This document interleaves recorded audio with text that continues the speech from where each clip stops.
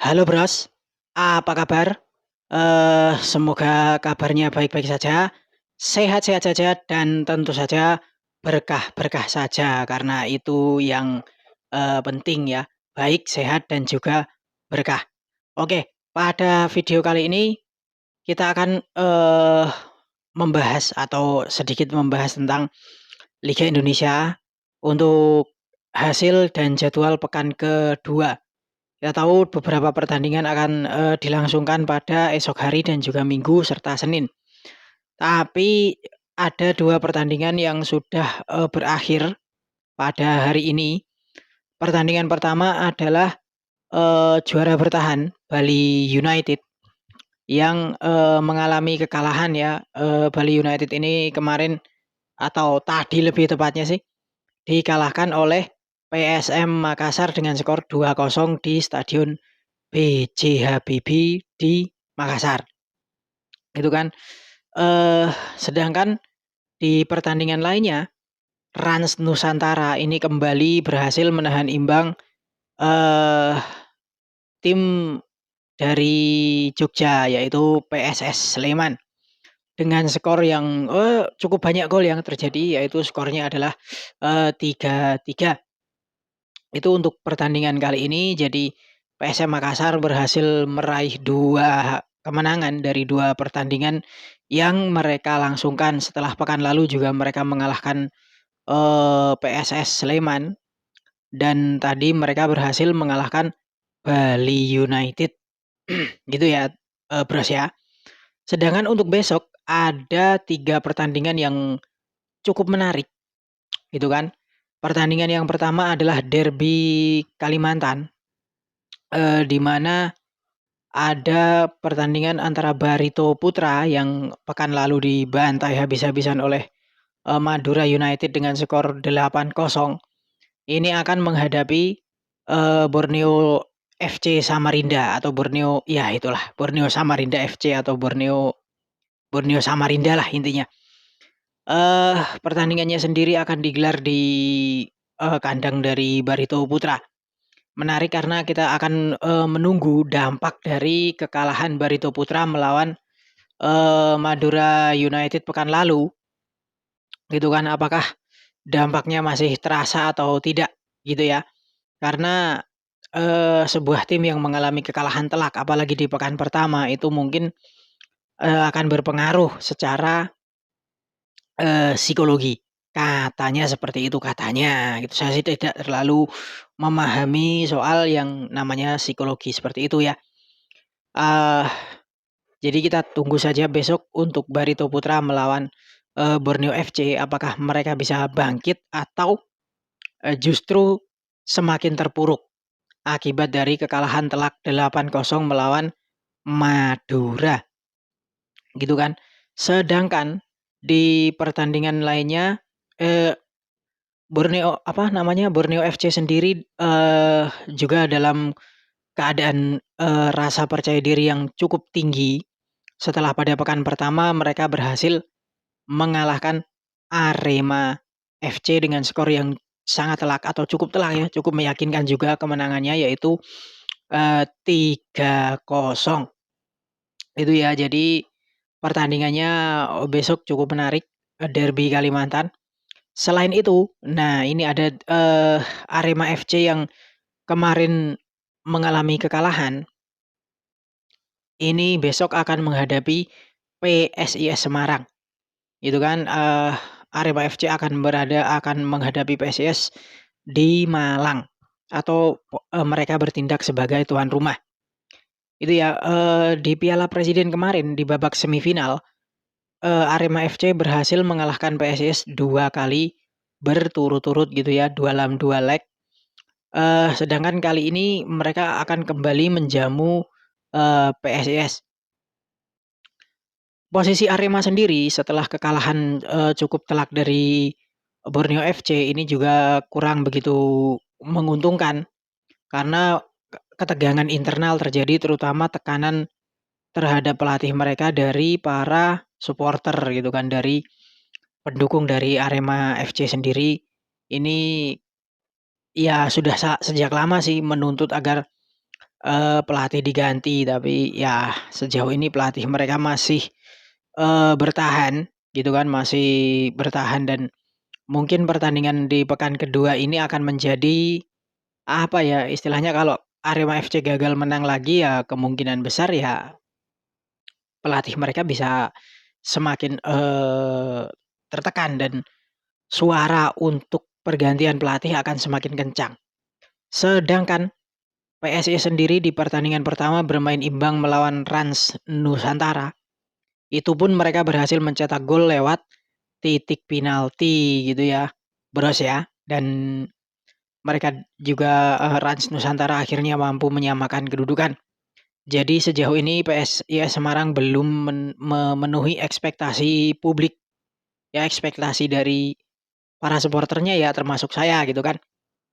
Sempat meyakinkan di babak penyisihan hingga perempat final Piala Presiden, namun juga pada akhirnya tersingkir juga gitu. Dan di pertandingan pertama mereka hanya bermain imbang melawan Rans.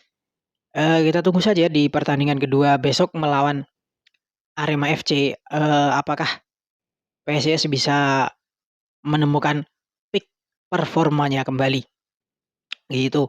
Sedangkan di pertandingan nah ini yang menarik, paling menarik dan paling layak ditunggu adalah pertandingan antara Madura United atau melawan Persib Bandung ya. Pertandingannya sendiri akan dilangsungkan di GBLA di Bandung, gitu kan pada, eee, besok hari dan Madura United sendiri datang ke Bandung ya seperti yang kita tahu mereka dalam rasa percaya diri yang sangat tinggi sekali karena kita semua tahu di pertandingan pertama mereka berhasil membantai, Barito Putra dengan skor 8-0.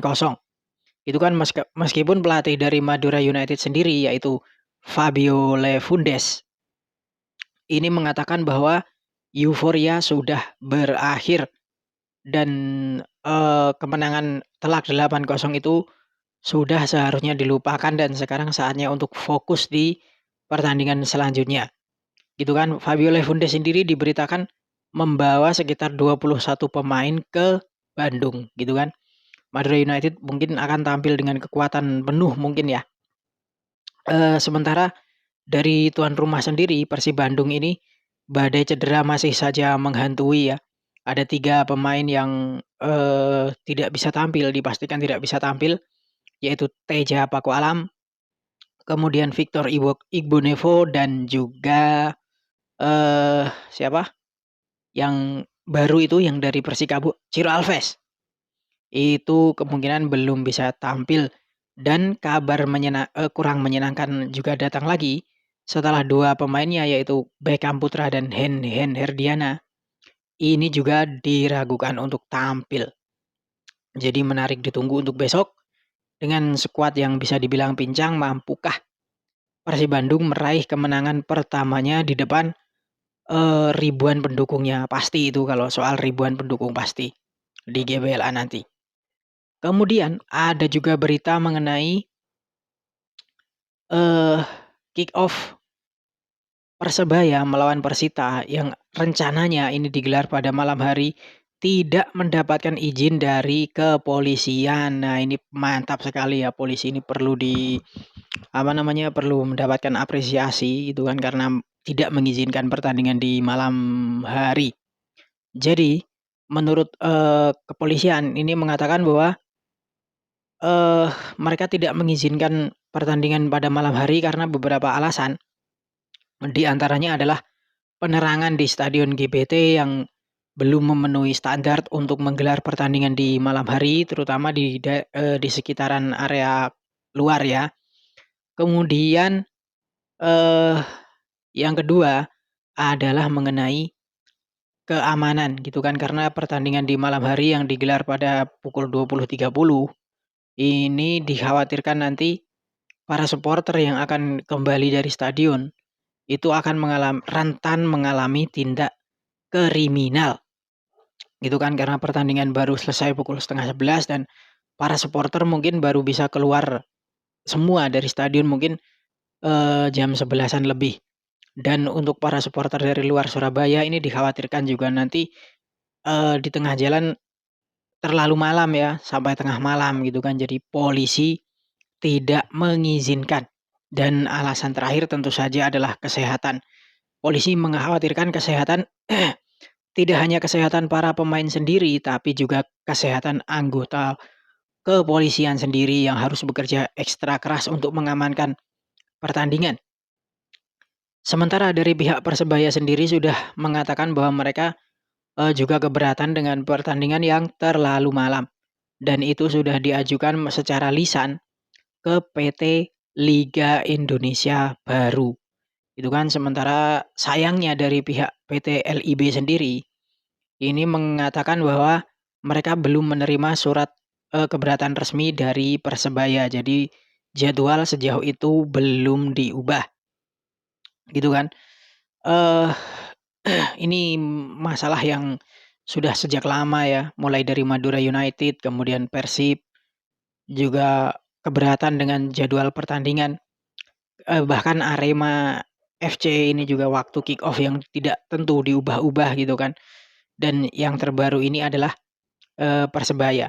Jadi memang sangat, bagus ya kepolisian untuk melarang pertandingan, karena memang harusnya itu diikuti oleh seluruh pihak kepolisian.